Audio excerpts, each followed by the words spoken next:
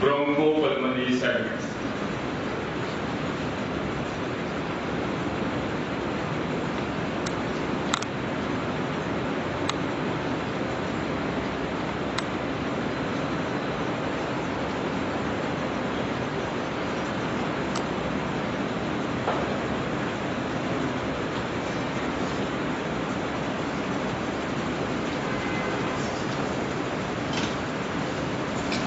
So bronchopulmonary segments contains two words. One is the broncho, other is called the pulmonary. So broncho means bronchi, and bronchi, they are the air passages. They are the part of the windpipe or the trachea. So trachea forms a bronchial tree in the lungs.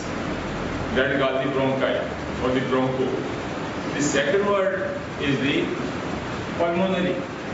As you know, the word pulmonary means pulmons.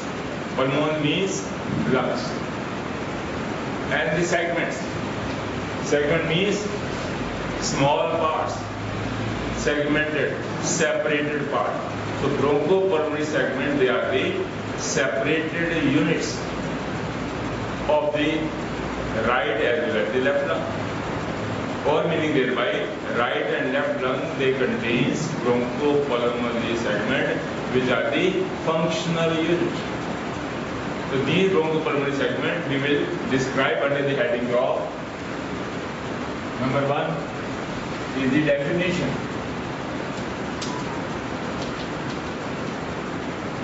Number 2, trachea and the bronchioles or bronchi. Then the bronchopulmonary segments.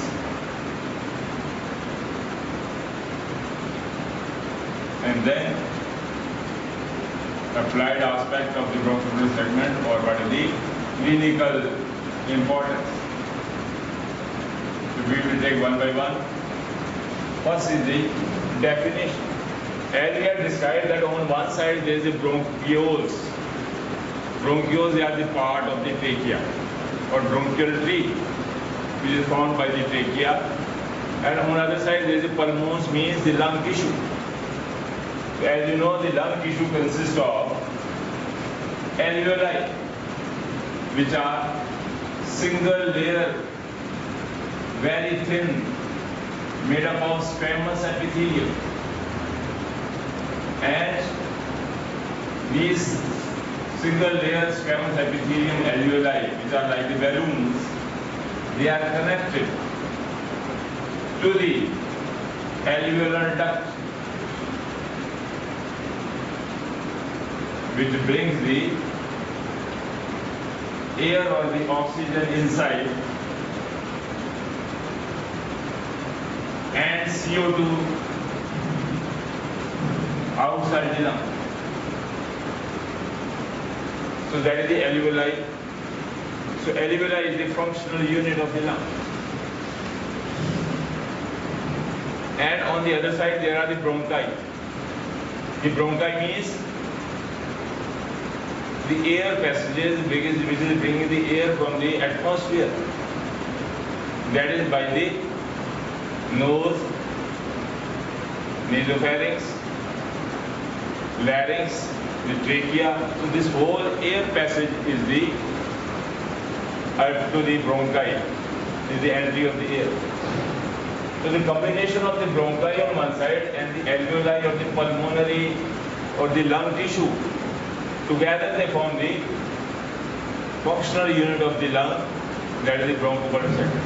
As everybody knows, that lungs are, what the lungs are doing in the human body? They are for the purification of the blood. Purification means the blood comes into the lungs with the high concentration of the carbon dioxide. And this carbon dioxide is replaced by the oxygen in the alveoli of the lung. So this is called purification, because oxygen is a life gas. So this exchange or diffusion of the gases between the CO2 and oxygen is occurring in the alveoli, and air coming in and out is done by the tubes, which are called the bronchi, which are surrounded by the cartilaginous rings. To ensure make the tubes or the bronchi non-collapsible. So that is the function. So this is the bronchopulmonary segments. So what is the definition? As in the physics, you have the definition of everything. So here is also the definition. The definition means how you define. How you define it. All the words of the definition, they are fixed.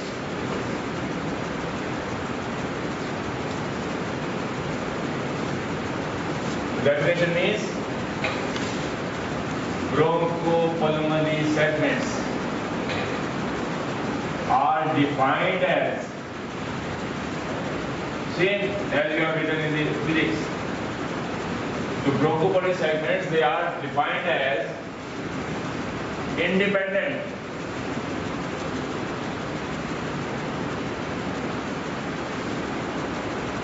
functional units of lung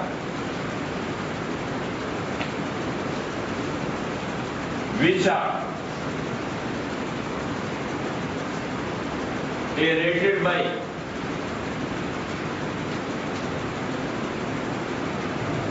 tertiary bronchiole,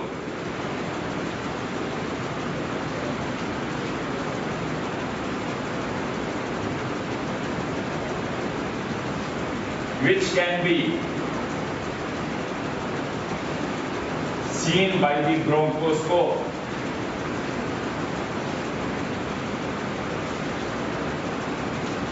It has its own artery, but veins are intersegmental.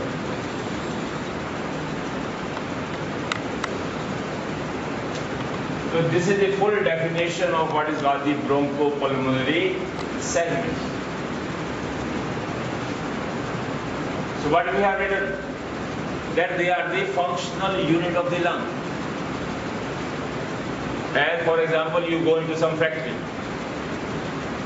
As you enter into the factory, there is a main gate. On the right side of the factory, there is a room for office of the owner of the factory. Then on the left side, there are account or the clerical people working. Then you go the next, where the machines are present in the factory and where the labor, they are working on it. So office of the owner is not the functional unit of the factory. The room where the clerks are sitting or accountant is sitting is not the functional unit of the factory. What is the function of the unit of the factory? Where the laborers are working on the machines. Where actual work of the factory is going on. Same is the lung. Same is the bronchopulmonary segment. Trachea is not the bronchopulmonary segment. Primary, secondary bronchioles, bronchial tree is not the functional unit. Tertiary bronchiole is not the functional unit. Respiratory bronchioles, alveolar duct is not the functional unit. What is the functional unit? Is the alveoli, where the exchange of oxygen and carbon dioxide is taking place, and that is the function of the lung, to make the blood purify, to fill the oxygen in our RBCs or the blood. So that is only occurring in the alveoli of the lung. So that is the functional unit, and that we have written. So now, in order to explain the explanation, first we will see what is the role of the trachea and what are the bronchial trees formed. For that, we already know that The trachea starts from the lower end of the cricoid cartilage of the larynx. The lower border of the cricoid cartilage at the level of the C6 is the start of the windpipe and the trachea, and the start of the food pipe and the esophagus. So trachea is about 10 centimeter long, and at the level of the T4 or sternal angle of Lewis, it divides into two unequal tubes.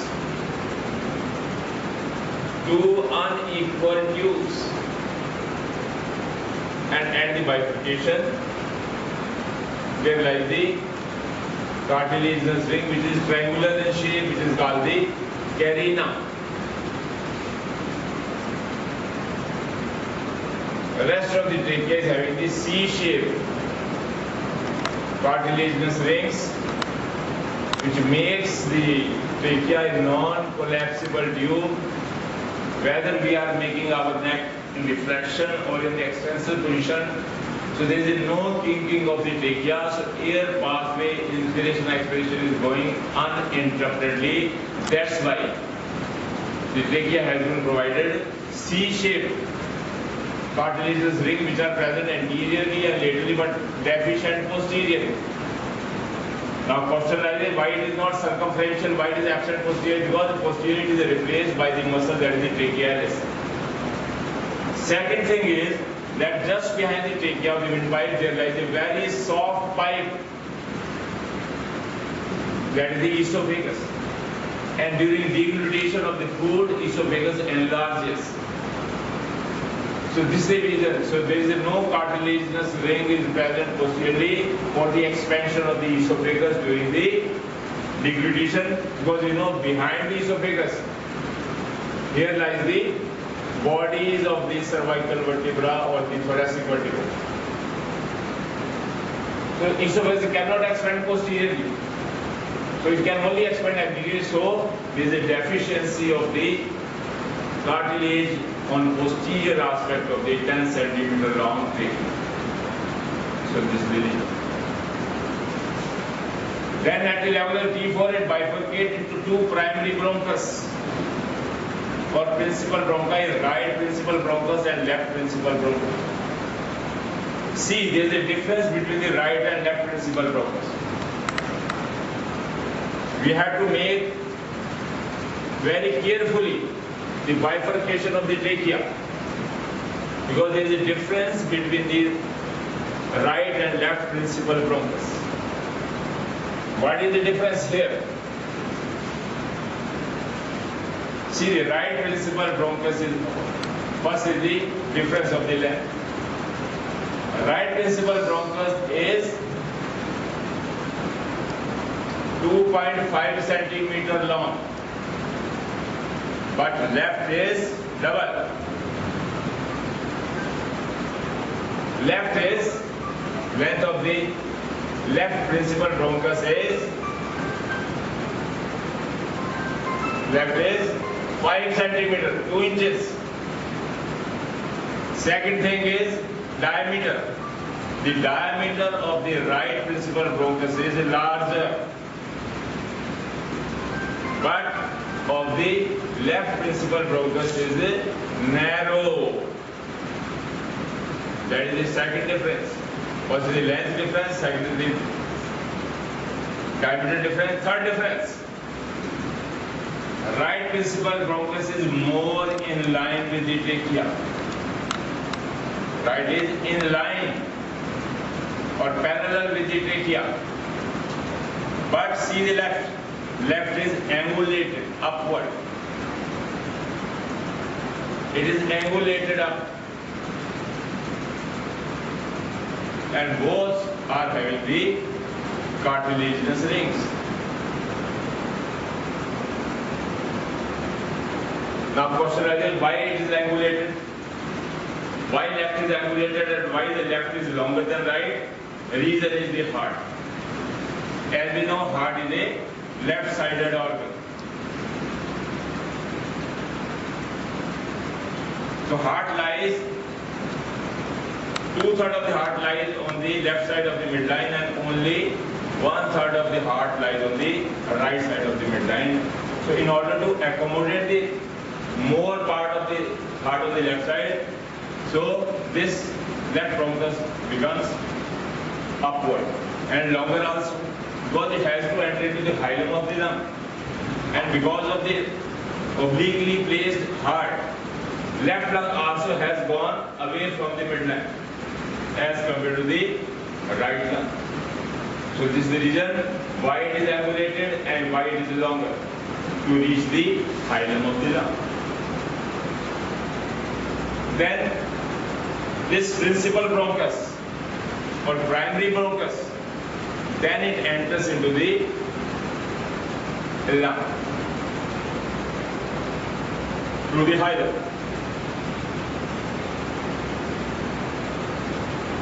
As in the right lung. And once these bronchi, the primary bronchus enters into the trachea, into the hilum, they undergo dichotomous type of the branch.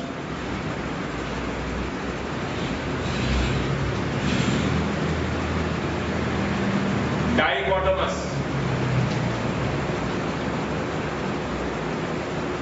Dichotomous means 2 and 2 and 2.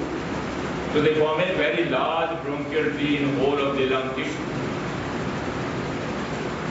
As we know, the lungs, right and left lungs, both are having the divided broadly by the fissures. As we know, the right lung is divided by 2 fissures. One is oblique fissure and another is the horizontal fissure. These fissures, they are not just the lines. We can separate the upper lobe, middle and the lower lobe, and we can put our hand inside it. It is going and separating the 3 lobes, that the upper, middle and the lower lobes of the right lung. Similarly, on left side,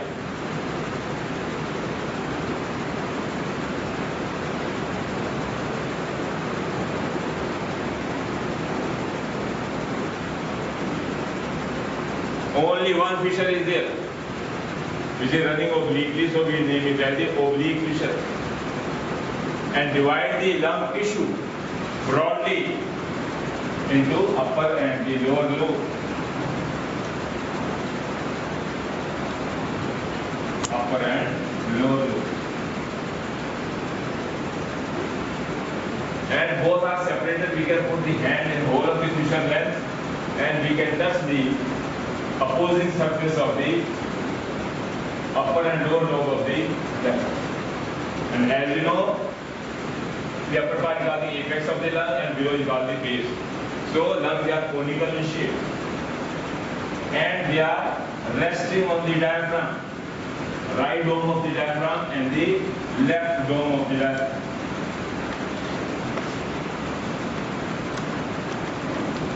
And every lung is covered intimately by a very thin membrane that is called the visceral pleura, and this visceral pleura will dip into this fissure and separate these segments or the lobes of the cerebrum of this lungs. So this is a visceral pleura. It is strictly adherent to the surface of the lung, and at the region of the hilum it is reflected itself and go away from the visceral pleura, and laterally it is touching the inner surface of the intercostal spaces, the muscles and the ribs, and inferiorly the same parietal pleura will cover the superior surface of the diaphragm, and then in the medial xylem it goes upward again vertically with a gap between the viscera and the parietal pleura, and which is continuous with each other and the pulmonary ligament. The lower part of the parietal and the visceral pleura is called the pulmonary ligament. This lower part is called the pulmonary ligament. So that is the covering of the lung. The cavity between the two is called the pleural cavity. If we see, so this is the base of the lung, this is the apex of the lung. The apex of the lung lies 1 inch above the medial end of the clavicle. 1 inch above. And the base of the lung is the mid-clavicular line and in the mid-axillary line. The vertebral level is different. In the mid-clavicular line, the lower extent of the lung tissue is at the level of the 6th thoracic vertebra. The lower level of the base of the lung in the mid-axillary line here, it lies lower than the level of the TH, vertebral level. And posteriorly, the base of the lung in the midline posteriorly, it lies at the level of T10. So this is how we do the surface marking of the lung base. While the parietal pleura, this is the visceral pleura, the level of the visceral pleura is T6, T8 and T10. While the level of the parietal pleura is away from the visceral, there is a gap between the parietal and the visceral for the expansion of the lung during inspiration. This space is called the costophrenic space. And this space between the visceral and parietal pleura medial is called the costomediastinal space. So there is a gap for the expansion of the lung. So the vertebral level of the parietal pleura is different. In the mid-clavicular line, it is at the level of the 8th thoracic vertebra. At the level of the mid-axillary line, the parietal pleura lies at the level of the T10, and posteriorly the midline lies at the level of 12th thoracic vertebra. So you have to remember the lower limit of the lung tissue and lower limit of the parietal pleura. So this trachea will enter into the lung, hilum, along with the pulmonary veins. They occupy the lower position. They are lying in the pulmonary ligament area, which is the misnomer. It's not a ligament like the ligament of the joints, but it is the inferior extension of the pleura. And it contains loose alveolar tissue and pulmonary veins. Because pulmonary veins, they bring out the oxygenated blood from the lung, so they want the expansion space. And this space is only possible in the lower part of the hilum, that is the pulmonary ligament, because in the upper part there is a principal bronchus which is covered by the cartilage ring. So cartilage ring will not allow the pulmonary veins to expand. So they have been shifted in the lower part so that they can expand as much as possible and as much as more oxygenated blood should go out of the lung into the left atrium. That is the reason. So in the upper part of the hilum, there enters the pulmonary arteries. So these pulmonary arteries, they bring about the impure blood into the lungs. And so it is near the bronchi. And then it is also having the pulmonary nervous plexus also in the hilum. And it also contains, the hilum also contains the, what is called hilar lymph nodes. So hilar lymph nodes, they are the lymph nodes around the principal bronchus. So they are, so whole of the bronchial tree as well as the trachea is surrounded by the lymphatics, and they are interconnected with the lymph nodes. Depending upon the situation, they are called the pretracheal, paratracheal, and the carina lymph nodes, and the lymph nodes around the primary bronchus, secondary and tertiary. So whole of the respiratory tract is full of the lymph nodes and the lymphatics, because this is the way through which the spores of the bacteria, pollen grains, dust particles, so many carbogenous particles, they are entering every day into our lungs through these bronchi. So there is a very well wrapping of these tubes of the bronchioles by an abundant amount of the lymph nodes as well as the lymphatics, so that every air which is going inside, reaching the alveoli, should be without any disease causing spores or the bacteria or the dust particle. So this much has already been provided. So these are the hilar lymph nodes, they are present over here. So these are the contents of the hilar. Now as we know, these bronchi, they are divided dichotomously to 2 and 2, for example. So one is for the upper lobe and one is for the lower lobe of the right lung. Then the upper lobe bronchus, which is going inside the principal bronchus, will divide into, this is called the secondary bronchus. Now the secondary bronchus again will divide dichotomously into tertiary bronchioles. And these tertiary bronchioles, they will further divide dichotomously. And this dichotomous branching of these bronchi, they form a bronchial tree inside. And ultimately, the tertiary bronchiole will be divided into respiratory bronchiole, and a moment will come when no branching is further possible. Then what happens? These bronchial trees or these bronchi, they will balloon out into this respiratory bronchiole, then into the alveolar duct, and ultimately the end of the alveolar duct will balloon out as the alveoli, which is the functional unit of the lung. So this is how. So this is how the tertiary bronchiole divided into respiratory bronchiole. Okay. Respiratory bronchiole and respiratory bronchiole, and then it is converted into the alveolar duct, and alveolar duct will be ultimately ending into the what is called the alveoli. So this is what we call the bronchial tree formation.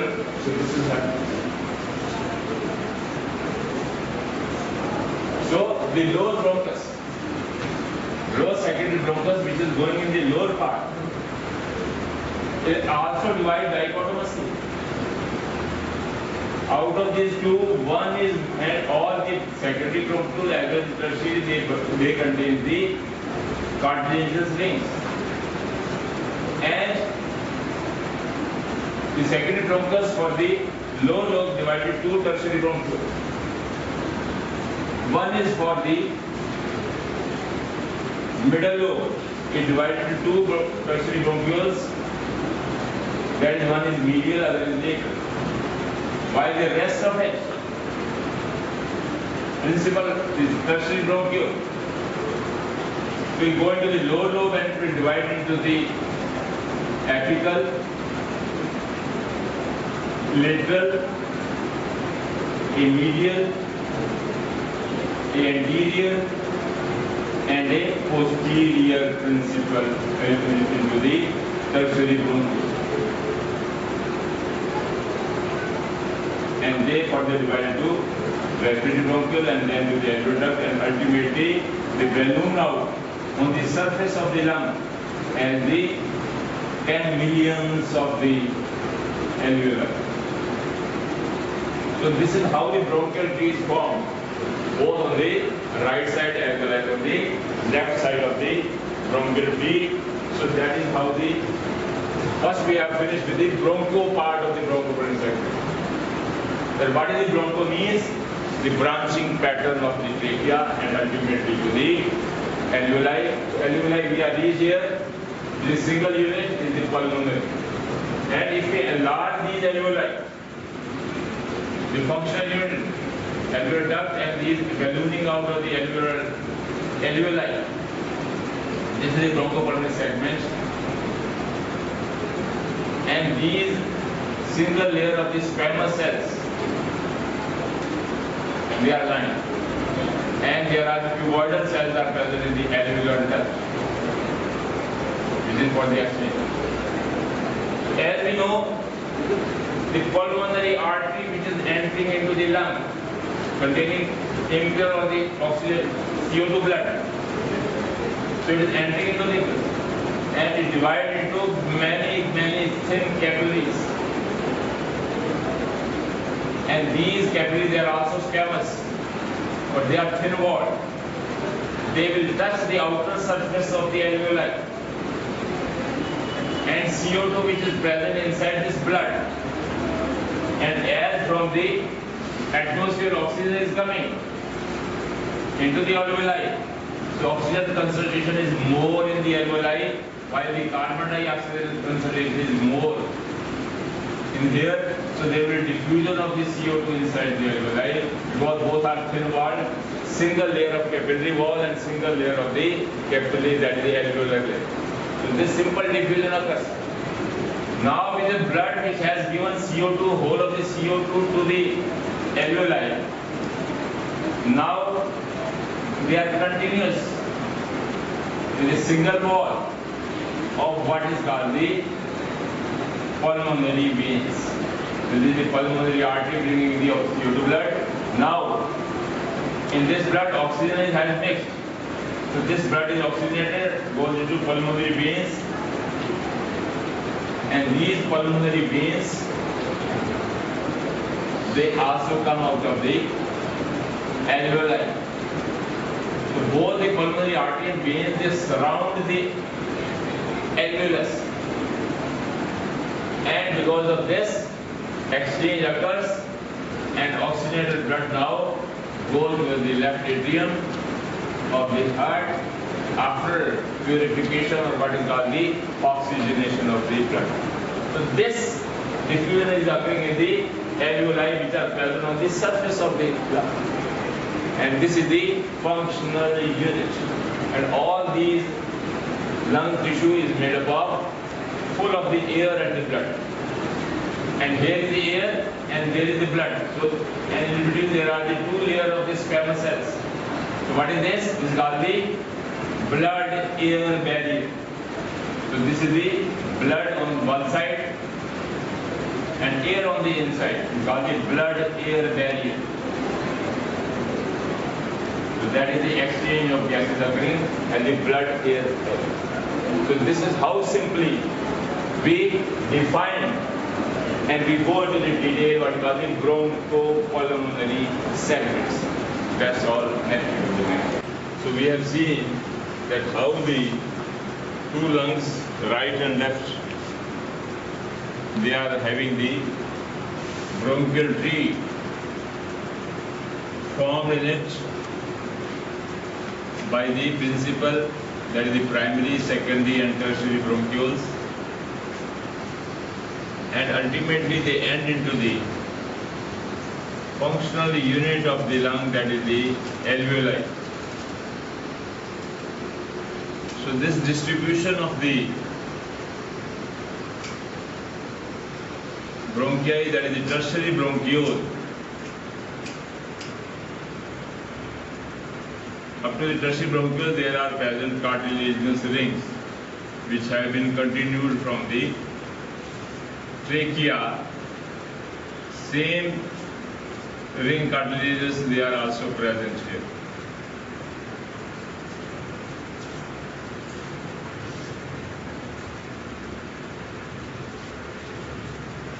So because of the three lobes in the right lung and there are two lobes in the left lung, so they form the bronchopulmonary segments. So in the upper lobe of the right side there are three in number. The middle lobe has got two bronchopulmonary segments and lower lobe has got the 5 segments. Similarly on the left side there are 5 in the upper lobe and 5 in the lower lobe. And these bronchopulmonary segments, if we see, they are conical in shape or pyramidal in shape, and the distribution of these names of these lobes or bronchopulmonary segments. In the upper lobe of the right side is the apical, one anterior, other is posterior. In the left side, one is apical, another is anterior, and other is posterior, and two are superior lingular and inferior lingular. Because on left side, so the lower part of the upper lobe, it gives the outline of a tongue-shaped structure, and this lower two bronchopulmonary segments, they are called the lingula, and it has got the arrangement in such a way that one is superior, other is inferior. Then how to remember? They are not lateral and medial, they are superior and inferior. Lingula means tongue. Tongue is in the mouth. So these two superior and inferior lingula, they are like the bread and butter. So this is the one slice, upper slice of the bread, this is the lower slice of the bread, and in between there is the butter or the jam. So whenever you take the bread piece, you will eat the bread piece upper and lower with butter horizontally or vertically? Horizontally. So always remember they are superior and inferior, not lateral and medial like the middle lobe has the lateral and medial. Never confuse. The middle lobe has got two bronchopulmonary segments, medial, lateral, but lingula on left side has got superior and inferior. Lingula, mouth, eating bread and butter, upper slice, lower slice. Then the lower lobe on both the sides, they have the same 5 bronchopulmonary segments. The topmost of the both of them, they are called the apicobasal. Then, which is facing the upper and lower lobe facing each other. If I put my hand here, then I am touching the nails of my finger is touching the medial bronchopulmonary segment of the lower lobe. And if I am touching here, I am touching the lateral bronchopulmonary segment. And this one will be the anterior, and behind it will be the posterior. But we also use the word lateral basal, anterior basal, posterior basal, and medial basal. Basal means we are talking about the lower lobe of both the sides are the same. So this is how the distribution is there. So medial lateral bronchopulmonary segment of the middle lobe. So this is how we define and name the 10 bronchopulmonary segments on the right side and 10 on the left side. If we isolate, and these bronchopulmonary segments, they are on the basis of the tertiary bronchiole. So tertiary bronchiole is the end of the cartilaginous ringed bronchioles. Beyond tertiary bronchiole, there is a respiratory bronchiole which is devoid of the cartilaginous ring. Then ultimately the alveolar duct and the alveoli. And if we see the one bronchopulmonary segment, 10 on the right and the 10 on the left side. And these bronchopulmonary segments, they can be easily exemplified. The easy way of the what is bronchopulmonary segment is the what is called bunch of the grapes. If you hold the bunch of grapes, we know if we are holding the bunch of the grape in our hand,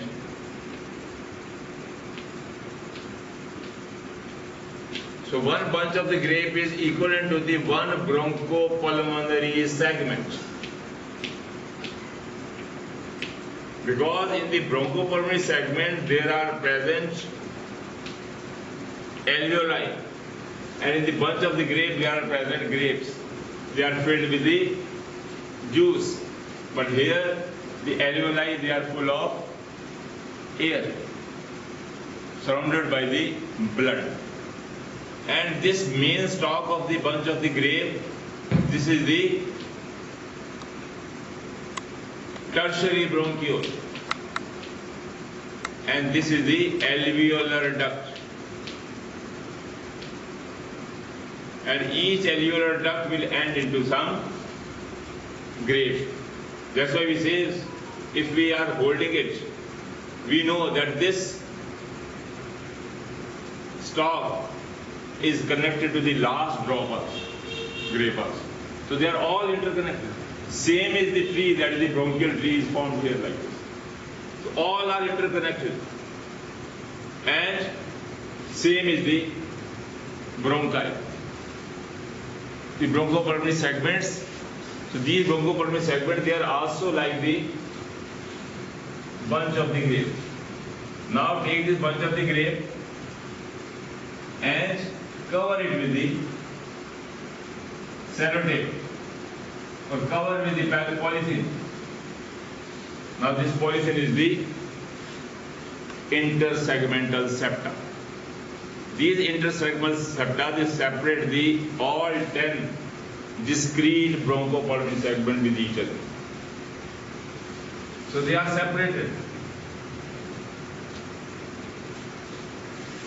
And they are pyramidal in shape like the bunch of the grapes, so they are narrow out. This is called the apex. And this is called the base. So it is conical. So apex is directed towards the tertiary bronchiole, and the base is present at the periphery. So that is how. And each bronchopulmonary segment, which is like the grape, is like the tertiary bronchiole entrance into it. And this tertiary bronchiole will divide dichotomously. And ultimately, with the dichotomous branching, they divide 2 and 2 and 2. A situation will come when the further branching is not possible. Then the terminal ends of these tubes will be dilated as the alveoli, that is the functional unit of the pulmons or the pulmonary, they are called alveoli. Single flat layer of the squamous epithelium. So this is the distribution. What we have said in the definition, that bronchopulmonary segments are the independent individual functional unit of the lung which are aerated by the tertiary bronchiole, which can be seen by the bronchoscope. Because beyond the tertiary bronchiole, the respiratory bronchiole and alveolar duct, we can't see with the bronchoscope. Only we can see the primary, secondary and tertiary. Not beyond this is not seen by the bronchoscope. Bronchoscope doesn't invade into the respiratory bronchiole or the alveolar duct. Then what we have said, that they have got their own artery. So every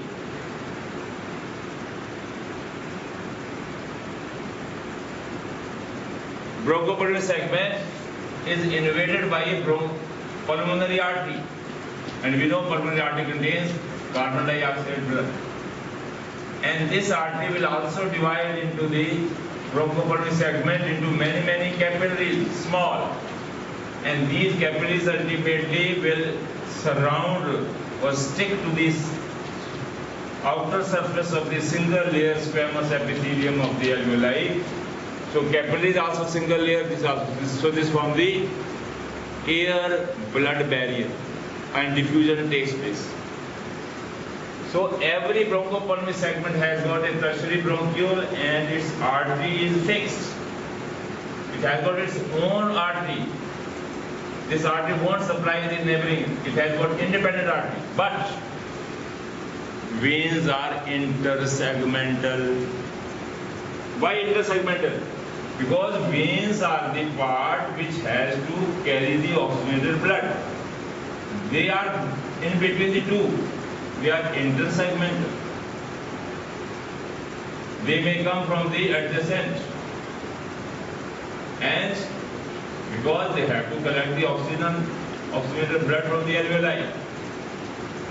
So the pulmonary vein can collect the blood as much as possible, the oxygenated blood, to give it to the left atrium for the survival of the human. So that's why the veins are intersegmental. They drain any of the bronchopulmonary segment. They are not independent, but arteries they are independent. So that because the function of the lung is to purify the blood and throw it into the left atrium for distribution to each and every corner of the body. So veins has been given a full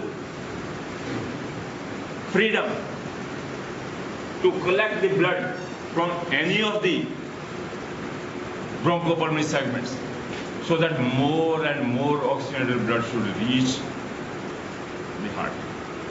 So that is the reason why arteries are single but veins are intersegmental. That is the how we see. So this is how we do the bronchopulmonary segments. The last part now comes is the applied importance. Regarding the applied importance of this bronchopulmonary segments, why they are important, why we are giving this stress to the segments.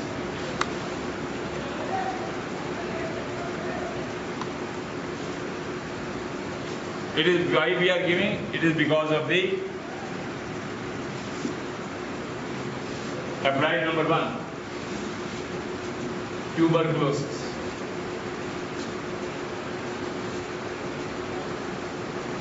So tuberculosis is very much common at the apex of the upper lobe. Apex of the upper lobe. So this area is very common for the tuberculosis. Why on the upper lobe? Why not the other?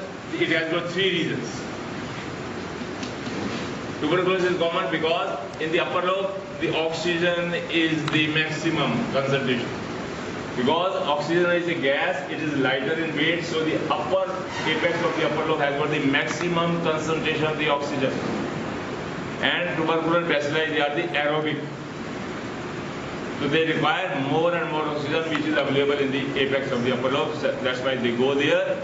They enter from the spores of the bacteria and they go in the upper. They settle there.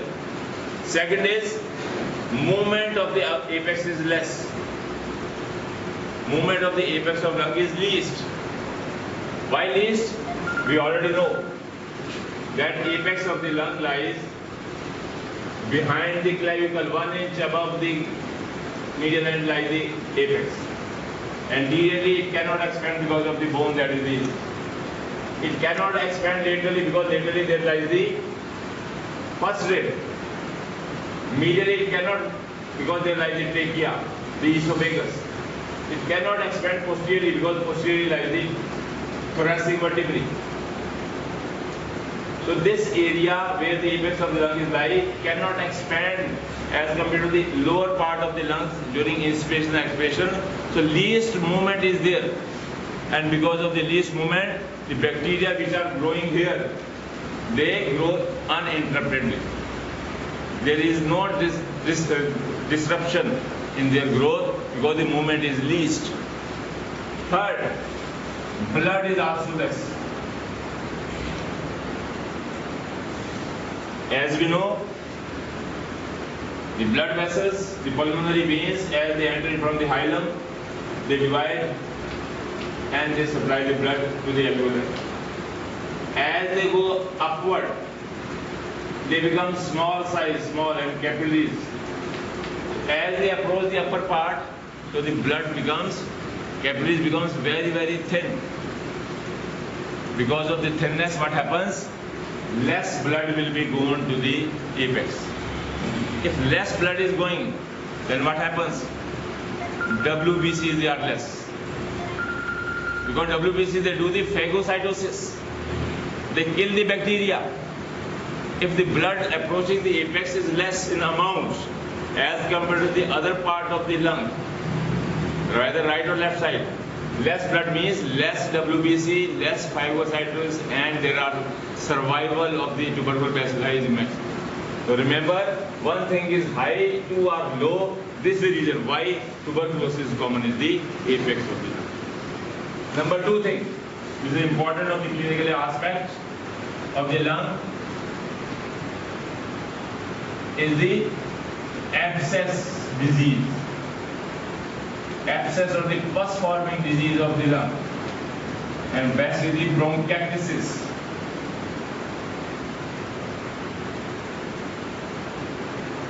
So bronchiectasis is a disease of the pus forming or the abscess formation.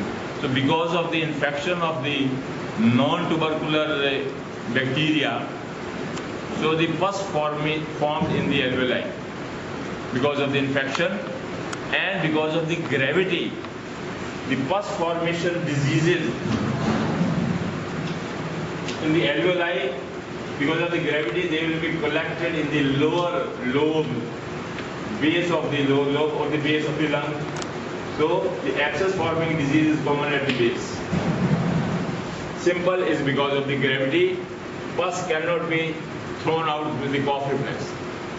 And this disease is very common in the children and the old age, because in the children and the old age the cough reflex is less and they are more prone to the abscess forming disease which involves the base of the lung. Third is the middle lobe syndrome. Middle lobe syndrome. So middle lobe syndrome, as middle lobe lies on the right side, having two bronchoalveolar receptors, medial and lateral. So middle lobe syndrome is the accidental finding. When the patient goes for some problem of the chest, a routine X-ray is done, and in that routine X-ray, what the doctor find? That whole of the X-ray chest, the heart shadow is white color because blood is opaque. The lung fields, they are black color. But in the region of the right lung, a triangular white patch is seen right at the middle lobe area of the right lung. So this is X-ray finding. It means no air can enter or leave the middle lobe, so it is called the collapse of the middle lobe, which gives the radiological opaque shadow, white shadow in the X-ray finding. Patient doesn't have got any clinical problem, but this is the clinical routine X-ray finding may be found in some of the patients whose middle lobe is collapsed. So what is middle lobe syndrome? It is the collapse of the middle lobe due to the disease of the lower lobe. Actually, middle lobe was healthy. Only the lower lobe was involved because of some infection or something else. As we have earlier seen, that as the primary bronchus enters into the hilum of the right lung, it divides dichotomously into two, one for the upper lobe and one for the lower lobe. And the lower lobe secondary bronchus will divide into two tertiary bronchioles, one for the middle lobe and another is for the lower lobe. The middle lobe tertiary bronchus will divide into lateral and medial, and it supplies the middle lobe. The rest of the tertiary bronchiole made for the lower lobe will go into the lower lobe and it will divide into the 5 bronchopulmonary segments for them. And as we know, whole of the bronchial tree is surrounded by the lymphatics, and lymph nodes, they are embedded in it. And these are the outside the hilum, they are called the hilar lymph nodes. So because of the infection of the lower lobe of the right side, what happens? The pus is traveled along the lymph nodes, and these lymph nodes, they get enlarged. And these lymph nodes, they are enlarged, called the lymphadenopathy. And the middle lobe bronchus is also lying in line with the lower lobe bronchus. So because of the disease of the lower lobe, the lymph nodes around the lower lobe bronchus, they get enlarged, as the middle lobe is also bronchus, tertiary bronchus is lying very near to it. So the same lymph nodes, because lymph nodes they are all interconnected. So these lymph nodes they are also becomes very large and they will press the middle lobe tertiary bronchus. Because of the external pressure of these lymphadenopathy, no air can enter or leave the middle lobe. This will cause the collapse of the middle lobe. So that is called the middle lobe syndrome, is the collapse of the middle lobe because of the disease of lower lobe. Middle lobe has got no disease. Only the lymph nodes will press the middle lobe tertiary bronchus. So that is called the middle lobe syndrome. It is accidental finding. Patient is asymptomatic. Patient has got no symptoms of the dyspnea or anything. Because middle lobe is a very small part of the lobes. Right? The next part of the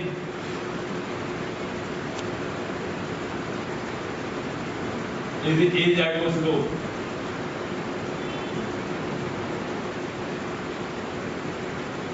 So azygous lobe, we know it also lies on the right side.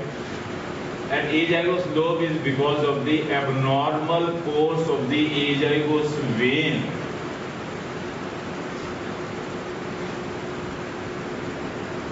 On the medial aspect of the upper medial surface of the upper lobe of the right lobe. So because of the anomalous course, a small medial segment of the lung tissue is cut off from the rest of the tissue because of the presence of the visceral pleura dipping down into the tissue of the medial surface of the upper lobe of the right side. At the base, it contains the azygous vein which has to open into superior vena cava at the level of the T4 vertebra at the bifurcation of the sternal angle or the aorta. So this azygous vein is there and this double fold of the visceral pleura is called the mesoazygos. Mesoazygos. So this small strip of the lung tissue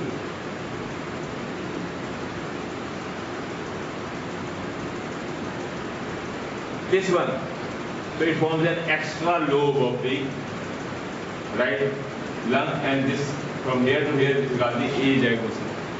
So again it is the accidental finding in the routine X-rays and patient has got no any symptoms like the middle lobe syndrome.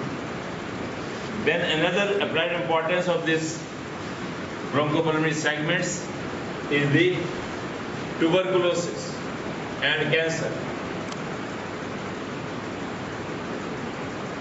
Usually if there is any infection or bacteria enters into the tertiary bronchiole and this bacteria they travel down and they reaching the alveoli and here they get the infection is there and subsequently the pus is formed in the alveoli. It means this is called the simple is called the pneumonia. So pneumonia is nothing but this is the infection of the alveoli. It is also called the alveolitis. Because alveoli they are involved because of the damage to their wall and they lead to the collection of the pus here. And that pus cannot be drained out. So collection lead to the pneumonia or the diseased alveoli. But these infection they remains in the one bronchopulmonary segment. It cannot go on to the neighboring. No doubt they are very very close, but this infection is limited to a particular bronchopulmonary segment. For any infection of pneumonia, or bacterial infection, or viral infection, or fungal infection. But in the case of tuberculosis and the cancer, so cancer is the abnormal growth of the cells of the bacteria. So it may be the cells of the alveolar duct, it may be the ciliated columnar epithelium lining the tertiary bronchiole, that is called the bronchogenic carcinoma, or there may be adenocarcinoma if it is involving the growth of the alveolar cells. So these cells they grow uninterruptedly, uncontrolled growth, and this growth of the cancer may invade the intersegmental septa and it may go to the neighboring it may spread to the neighboring bronchopulmonary segment also. So there is no any hindrance, there is no obstacle in the spread of the cancer or the tuberculosis, because the tuberculous bacilli, they also grow into the alveoli and they are surrounded by the lymphatics, and lymphatics, they are common both of the bronchopulmonary segment. All the lymphatics, they are common. So the cancer cells from the one lung, they travel along the lymphatics, and as the lymph nodes, they are interconnected. So the cancer cells may retrogradely go to the neighboring bronchopulmonary segment, and the tuberculosis may spread via the lymphatics to the neighboring. So cancer and the tuberculosis, they do not follow the rule of the bronchopulmonary segment. They can spread in any direction in any tribe of the lung. Another surgical importance is the lobectomy. In earlier times, when there was no knowledge of the bronchopulmonary segment, if for example, if in the lower lobe there are 5 bronchopulmonary segments, if any one of the bronchopulmonary segment, if it is infected or diseased, then instead of removing only that particular bronchopulmonary segment, in older days, the surgeon, they remove whole of the lower lobe. That is called the lobectomy, lower lobe or upper lobe or middle lobe. Any lobe can be dissected and surgically removed. But after the knowledge of the bronchopulmonary segment, only diseased bronchopulmonary segment can be removed. We are not to sacrifice whole of the lobe because of the involvement of a single bronchopulmonary segment. So that is the helpful to the surgeons also. Last but not the least of the applied importance is because of the 12th rib. As we know, the 12th rib is absent in some people, bilaterally or unilaterally. So it has got a very important life-threatening clinical condition related to it. As we know, when we see the thorax from the back side or posteriorly,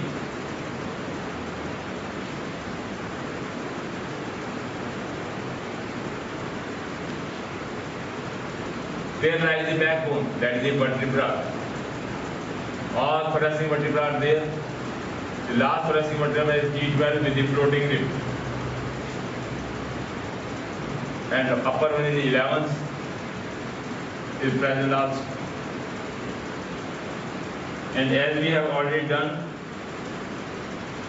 that the parietal pleura touches posteriorly in the midline at the level of T12 spine vertebra, in the mid-axillary line at the level of the T10, and anteriorly the mid-clavicle at the level of the T8. Similarly, the lung. So it forms the parietal pleura forms the outermost covering. Then inner one is the visceral pleura. It intimately covers the lung. And what was the lower limit of the lung? Lower limit of the lung was, or the visceral pleura was, at the level of posteriorly T10. So above the T10 lies the lung tissue. So this space between the visceral pleura, lower border of the visceral pleura and the upper border of the parietal pleura, so this space is called the costophrenic space. So there is a difference of the two vertebra gap, T10, 11 and 12. And here this is the pleural cavity. And here lies the, it is bounded by 12th rib and above by the 11th rib. So what happens during surgery of the kidney? we know the kidney is touching the 12th rib.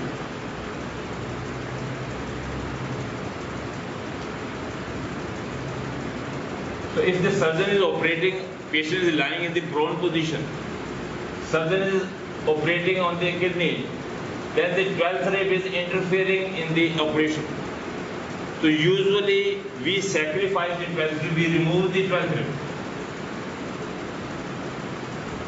Because of the removal of the 12th rib, what happens? The area to reach the kidney pelvis for the removal of, for example, some stone is there. So it is easily, because 12th rib may interfere in the operation. But in the case of the patient whose 12th rib is already absent, then what will the surgeon will do? The surgeon will mistakenly remove the 11th rib, considering that this is the 12th rib. Then what happens? Whenever he will cut here, what he is cutting? He is cutting the parietal pleura. As his scalpel will cut the parietal pleura, now the pleural cavity is open to the operation theatre. The atmospheric pressure will immediately enter into the pleural cavity and the lung will collapse. It will shrink and patient will die at once on the operation table. That is the clinical importance of the 12th rib, pleural cavity. Atmospheric pressure is 760 mm of the mercury and pleural cavity pressure is very low. There is a very much chance of the collapse of the lung and death. So that is the clinical importance of the 11th rib, the 12th rib, and that's all about it. Shukran.